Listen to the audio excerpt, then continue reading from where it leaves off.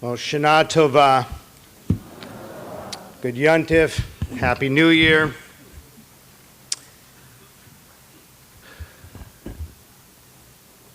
A Jewish mother walks her son to school on the first day of kindergarten. Behave, my bubala. Take good care of yourself and think of your mother, Tatale. Don't forget to eat your lunch, my Shena Punim. Come right out after the bell, Shine Kindalach. Your mommy loves you, my Ketzale. Well, at the end of the day, she runs to her son and she hugs him. She says, "So, what did my Pupalach learn today on his first day of kindergarten?" The boy answers, "I learned my name is Jerry."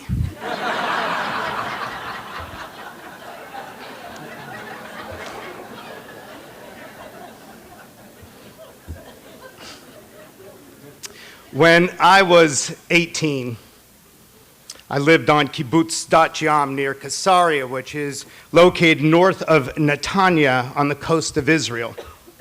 I was part of the Los Angeles Federation's Kibbutz Aliyah program, and I was there to learn Hebrew and become enculturated into Israeli society in order to make Aliyah, to become an Israeli citizen.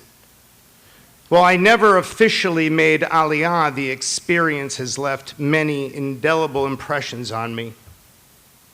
It strengthened my profound love for Israel.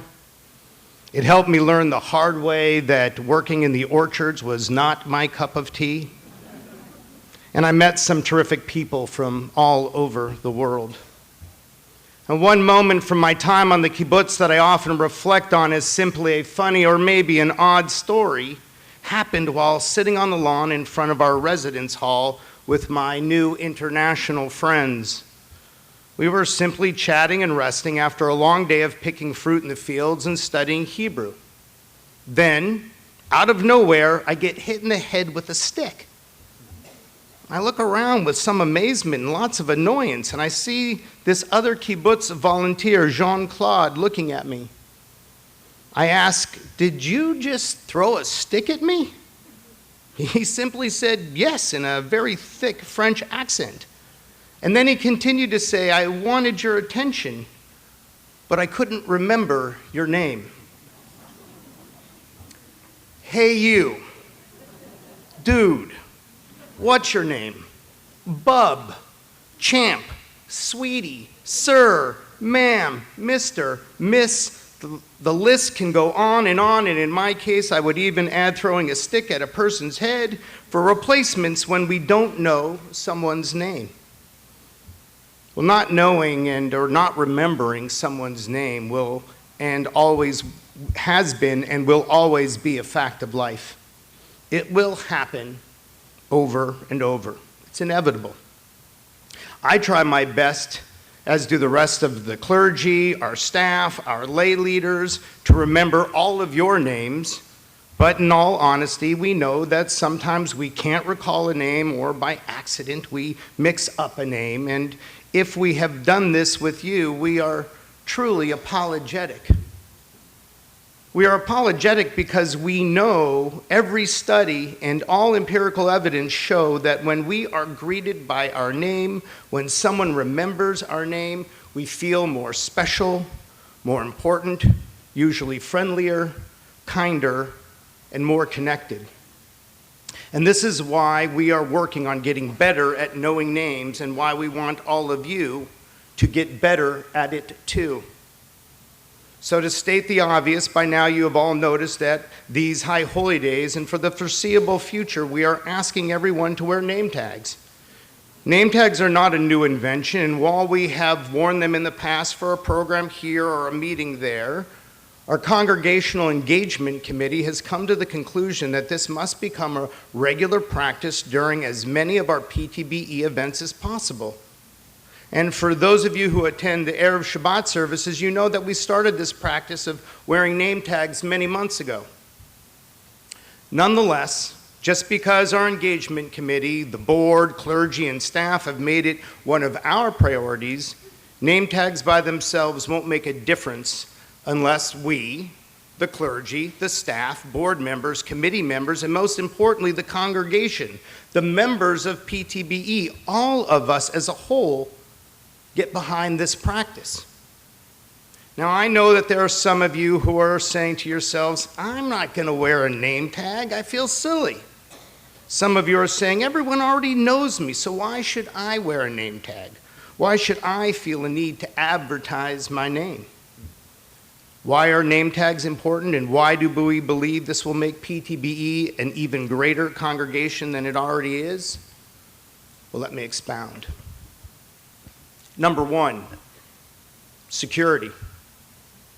Sadly, in today's world, it is increasingly critical that we do everything possible to keep us safe and protected.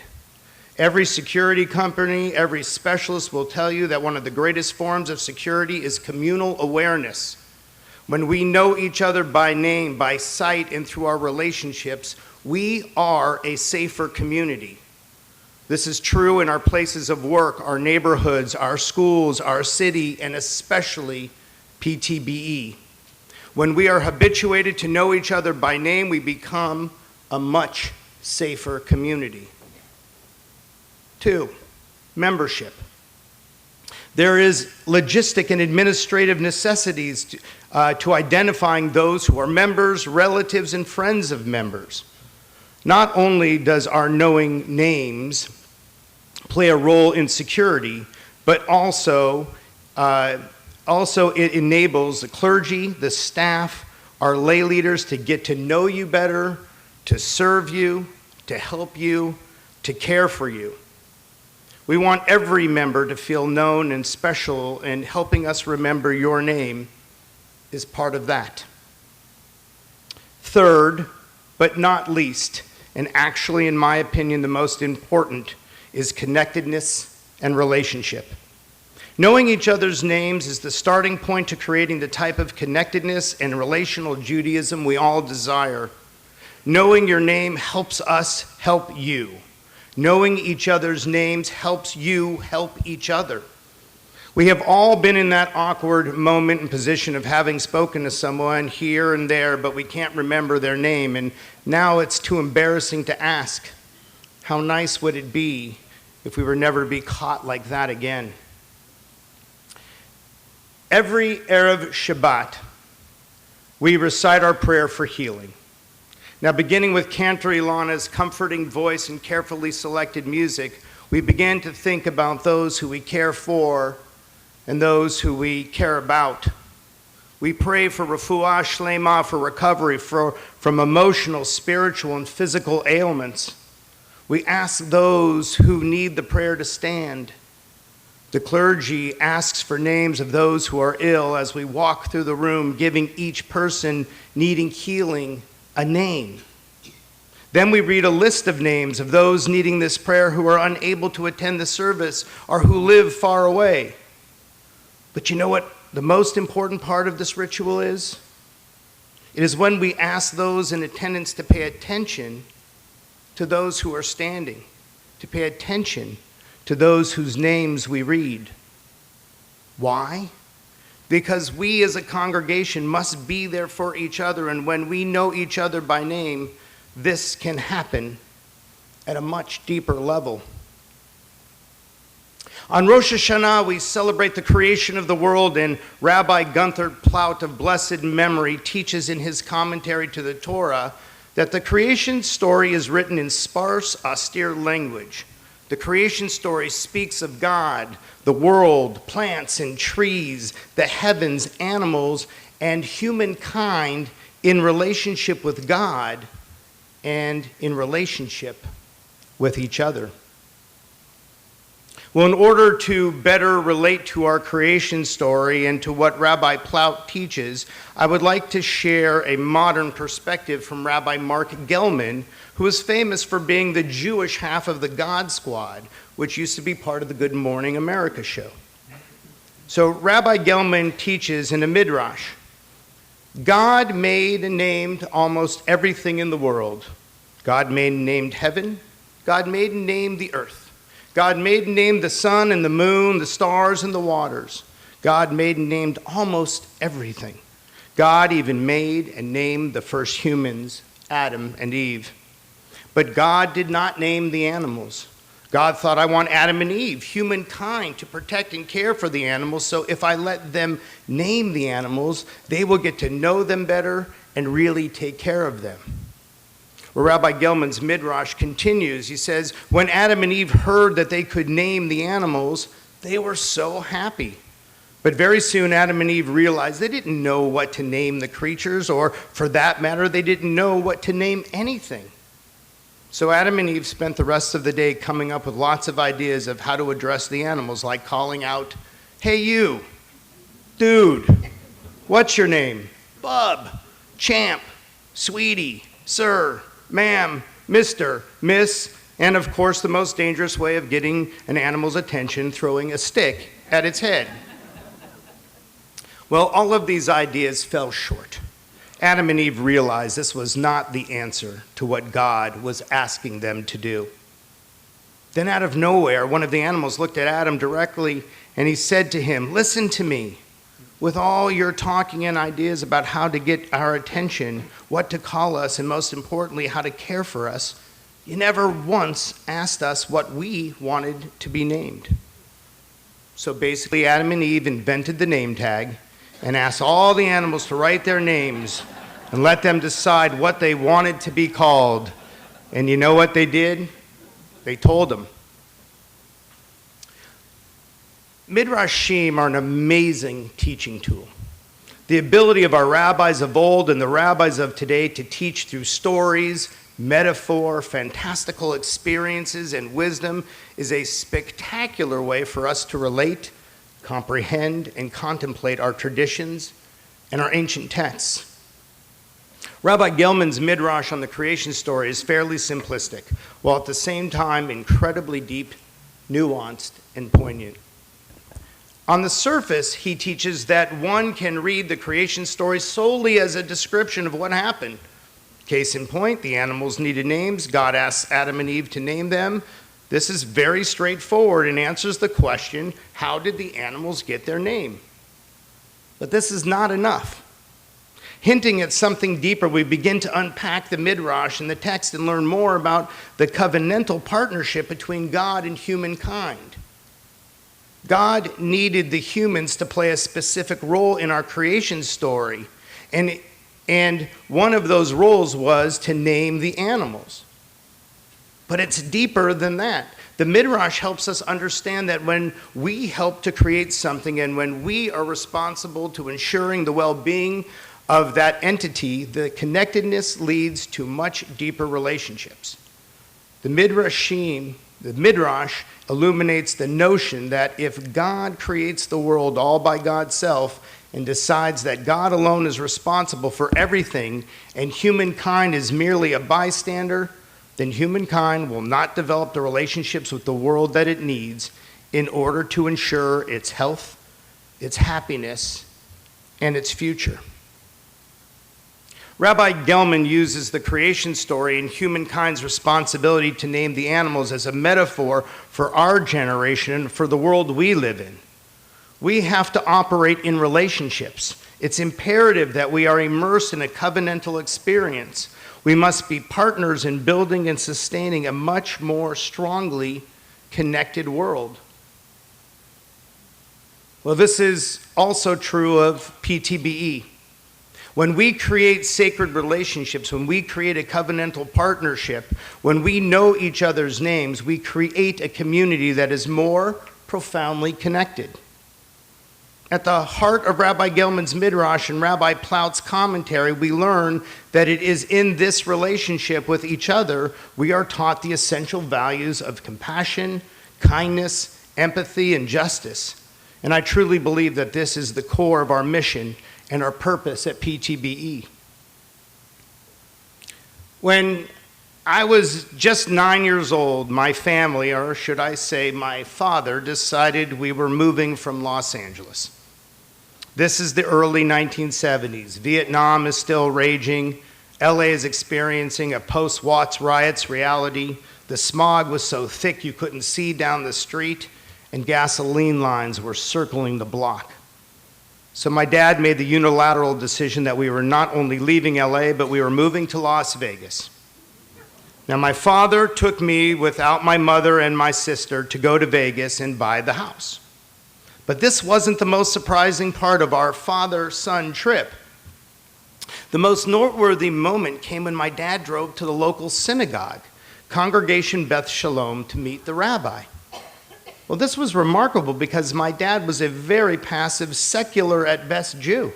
He did not attend services with any regularity, if at all, and he certainly was not instrumental in creating our Jewish home. That came from my mother and her side of the family. But nonetheless, my father drove to the synagogue so he could meet with Rabbi Schneerson and Cantor Cohn. I asked my dad, "What are we doing?" And with a lump in my throat and an uneasiness in my stomach, I asked, "Is he already signing me up for religious school?"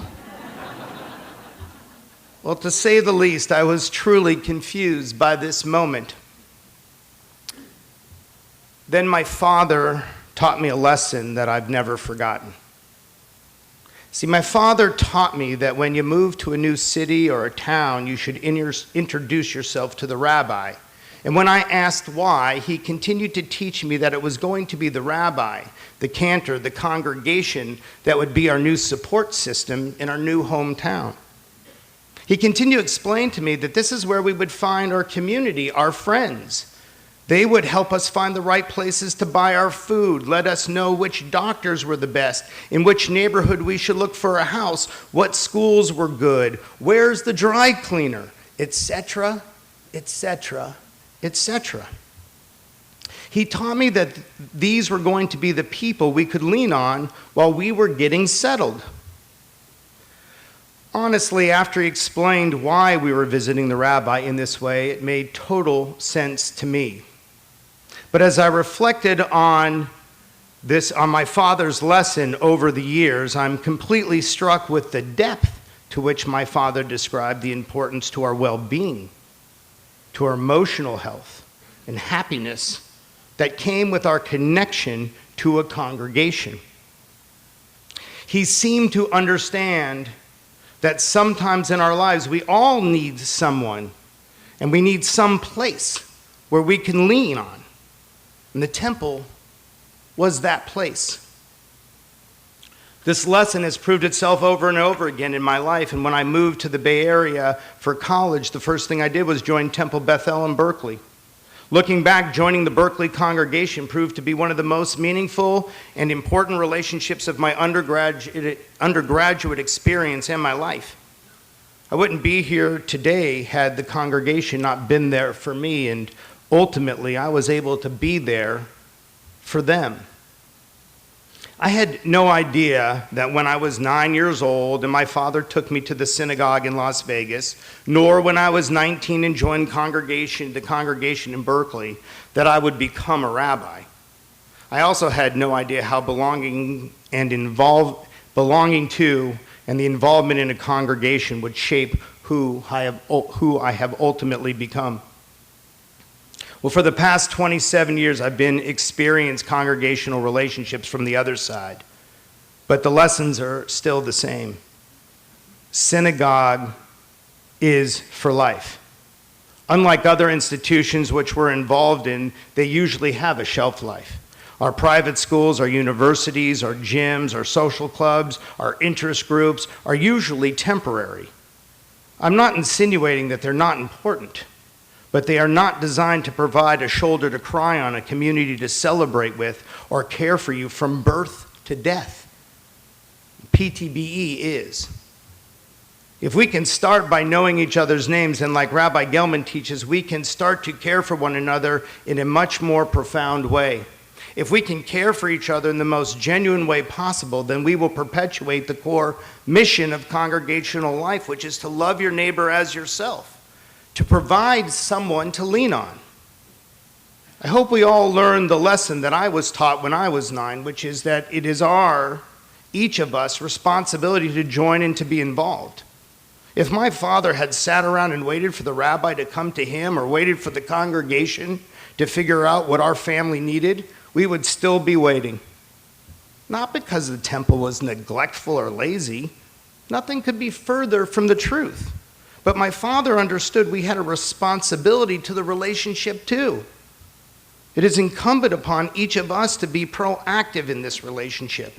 Our lay leadership is working extremely hard to provide the resources and support the staff needs to fulfill its sacred obligation for the community. The clergy and the staff have taken the commandment to care for our members in the sincerest way possible. But the lay leadership, the clergy, and the staff also know that, like God, who needed humankind to be God's partner, we too need you to be our partner. We need you to join in learning each other's names. We need you to join us and participate in congregational life, whether that be spiritually, emotionally, intellectually, or socially. My bubala, my tatale,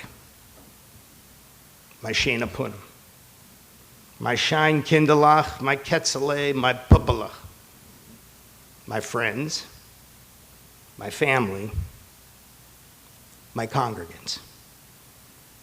It is up to us, lay leaders, clergy, staff, and most importantly, all of you. Let's not be passive in our relationship with each other and or our congregation. Rather, let's remind ourselves how blessed we are to have each other, to have this congregation, to know each other by name, to have friends to lean on, and most importantly, create the relationships and connections that makes our lives better. My family, Mandy, Sadie, and Max, and I are forever blessed to be part of this great community, and we hope and pray that you feel the same way. Shana Tova.